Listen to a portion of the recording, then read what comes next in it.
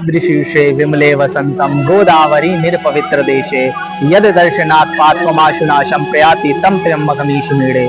जो भगवान यमुना के पवित्र तट पर की स्वच्छ सह्याद्री पर्वत पर निवास करते हैं, जिनके दर्शन से सभी पाप नष्ट हो जाते हैं, उन भगवान त्र्यंबकेश्वर की मैं पूजन अर्चन करता हूँ। मैं शिवशेखर अपने चैनल सेवक से काशी में आपका स्वागत करता हूँ और आज आपके लिए भगवान त्र्यंबकेश्वर की उत्पत्ति की कहानी लेकर आया हूँ। कैसे ये भगवान त्र्यंबकेश्वर इस ब्रह्मगिरी पर्वत की पहाड़ियों पर उत्पन्न हुए, कैसे भगवान यहाँ पर त्र्यंबक कहलाए। कहानी की शुरुआत यहाँ से होती है कि ये जो आप ब्रह्मगिरी पर्वत देख रहे हो, ये ऋषि गौतम के तप स्थली है, जहां पर उन्होंने 10,000 वर्षों तक तप किया था।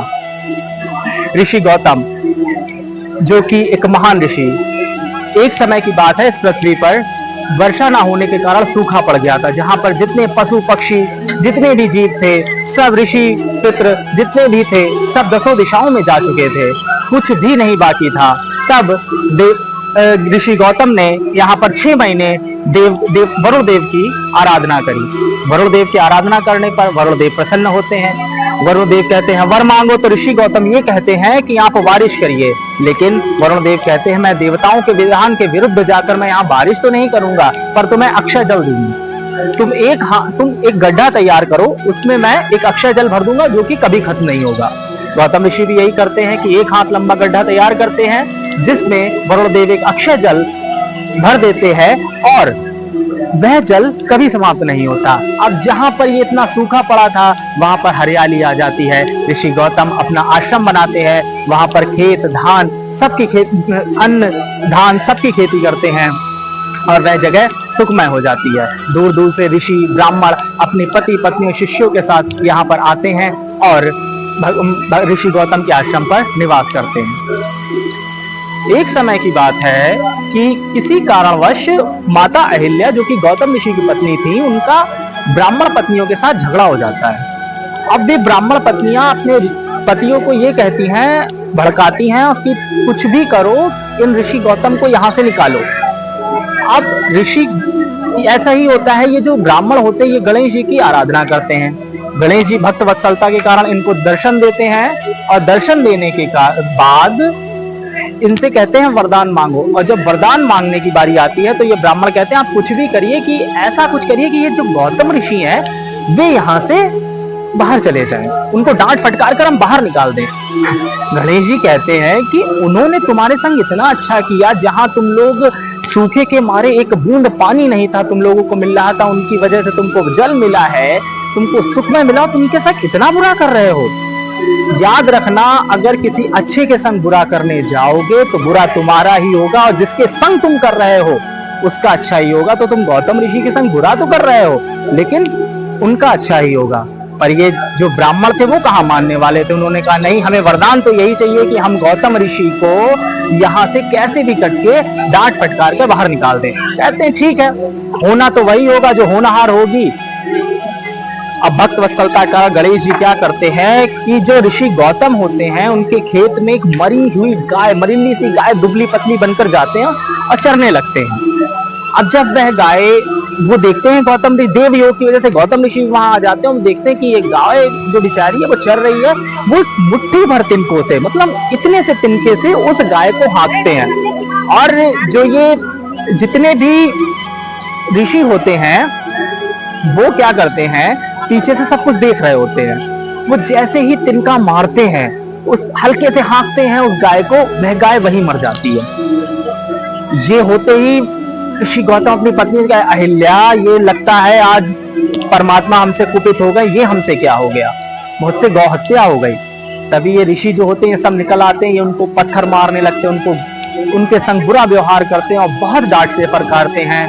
तभी ऋषि गौतम करते हैं कि आप हमें माफ कर दीजिए, हमने कोई जानबूझकर ऐसा नहीं किया, तो आप हमें इसके कोई प्रायश्चित का भी उपाय बताइए। उन्होंने कहा ऐसा है, प्रायश्चित करना है, ठीक है, या तो तुम इस समूची पृथ्वी की 3 परिक्रमा करो, 100 बार इस ब्रह्मगिरी की परिक्रमा करो और यहाँ पर आकर जलाभिषेक करो भगवान शंकर का, तब तुम्हारी गौ हत्या से मुक्ति होगी। या फिर इस ब्रह्मगिरी की तुम 3 बार परिक्रमा करके 1 करोड़ शिवलिंग बनाकर उनका जलाभिषेक करके और गंगा को यहाँ पर लेके आओगे, तभी तुम्हारी यहाँ पर मुक्ति होगी।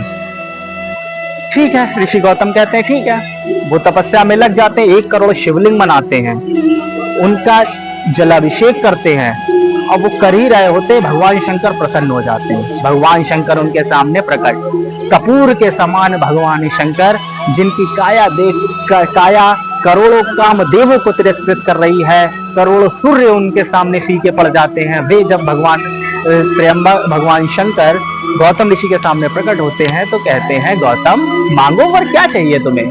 गौतम ऋषि के आंसू नहीं निकल रहे होते हैं, वो उनके पैरों में लिपट जाते, कहते हैं हेमनाथ हमको निष्पाप कर दीजिए।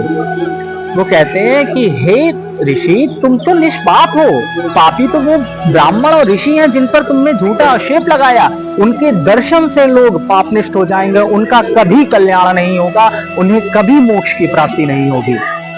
तो जो गौतम ऋषि होते हैं वो कहते हैं नहीं प्रभु ऐसा नहीं करिए, क्योंकि उन्होंने जब ये आक्षेप लगाया तभी तो आपके दर्शन मुझे प्राप्त हुए। वो कहते हैं गौतम तुम तो सच में एक सत्यता की मूर्ति हो, बताओ तुम्हें क्या चाहिए। कहते हैं प्रभु मुझे गंगा चाहिए। तो भगवान शंकर क्या कहते हैं, अपनी जटाओं से, जो कि उन्होंने पहले से ही खोल रखी होती है, पृथ्वी और स्वर्ग के सारभूत एक जल निकाल कर देते हैं, और वह जल एक नारी के रूप में परिणित हो जाता है। वह नारी माता गंगा गौतम ऋषि से कहती है हे गौतम बताओ क्या चाहते हो। कहता है हे माँ मुझे इस गौहत्या से मुक्त कर दीजिए। वो ये बोल ही रहे होते तभी सभी तीर्थ देवता, श्री नारायण, पुष्कर सभी आते हैं। कहते हैं कि हे गंगा आप यही ना निवास करिए। तो गंगा माता कहती हैं कि मैं यहाँ निवास तभी करूंगी जब भगवान हर अंबिका के साथ और अपने गणों के साथ यहाँ निवास करेंगे। तो माता कहती हैं कि अच्छा एक बात और, कि मुझे ये कैसे, देवताओं से कह रही है माता कि मुझे ये कैसा पता चलेगा कि तुम्हारे लोकों में मेरी क्या उपलब्धता है, मेरी क्या विशेषता है, मुझे कैसे पता चलेगा। तब जो देवता होते हैं वो कहते हैं कि हे गंगा माँ, जब गुरु बृहस्पति सिंह राशि में आएंगे उस समय हम सभी इसी स्थान पर आएंगे। उस समय हमारे उन स्थानों पर कोई भी हमारा फल नहीं होगा। जब जितने समय तक देवगुरु बृहस्पति सिंह राशि में रहेंगे तब तक हम उस समय तक यहीं पर रहेंगे। वो कहते हैं ठीक है। तब भगवान शंकर यहाँ पर त्र्यंबक ज्योतिर्लिंग के रूप में प्रकट होते हैं, और जो माता गंगा होती हैं वो गौतमी या फिर गोदावरी नाम से प्रकट होती हैं। और याद रखिएगा कि जब देवगुरु बृहस्पति सिंह राशि में आते हैं तब सारे देवता इस स्थान पर आते हैं जहां मैं खड़ा हूं, इस त्र्यंबकेश्वर में आते हैं, और यहाँ का दर्शन करने से उस समय जितने भी आपके पाप हैं क्षण भर में नष्ट हो जाते हैं। याद रखिएगा ये त्र्यंबकेश्वर ज्योतिर्लिंग अत्यंत सुहद, अत्यंत पापों को मिटाने वाला है। चलिए तब तक के लिए नमः पार्वती पते, हर हर महादेव।